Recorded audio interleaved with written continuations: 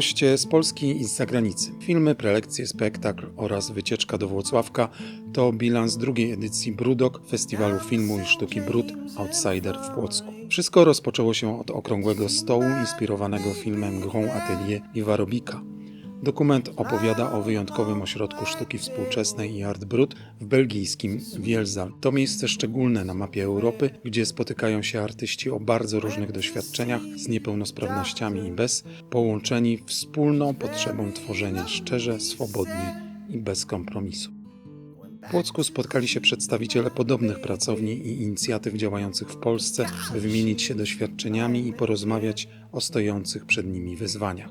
Dyskusja wpisuje się w szerszą refleksję nad przemianami art brut. Przez lata kojarzona głównie z izolacją i instytucjami opiekuńczymi, dziś coraz częściej rozwija się w działaniach kolektywnych, zakorzenionych w konkretnych miejscach, takich jak pracownie w Wielzal, Łodzi, Szczecinie czy w Skierniewicach.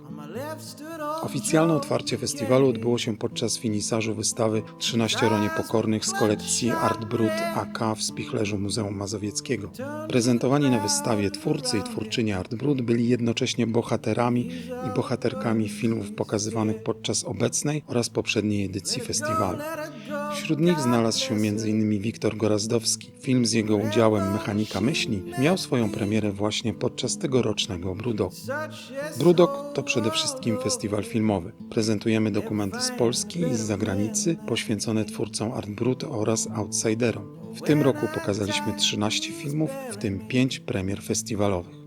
W programie znalazły się również materiały archiwalne. Dzięki naszym staraniom po raz pierwszy od 45 lat można było zobaczyć zdigitalizowany film o Janie Bernasiewiczu, twórcy Ogrodu Drewnianych Figur w Jaworzni, którego prace trafiły do zbiorów Muzeum Wsi Kieleckiej.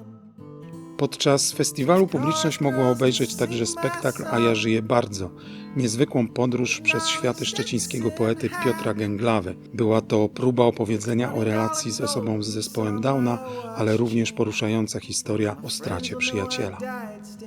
Z kolei w galerii Oto my, przyjaciele zmarłego przed rokiem marsylskiego twórcy Adama Nicgorskiego, zaprezentowali wystawę Ślady pamięci, opowieść o tym, co pozostawił po sobie w Płocku.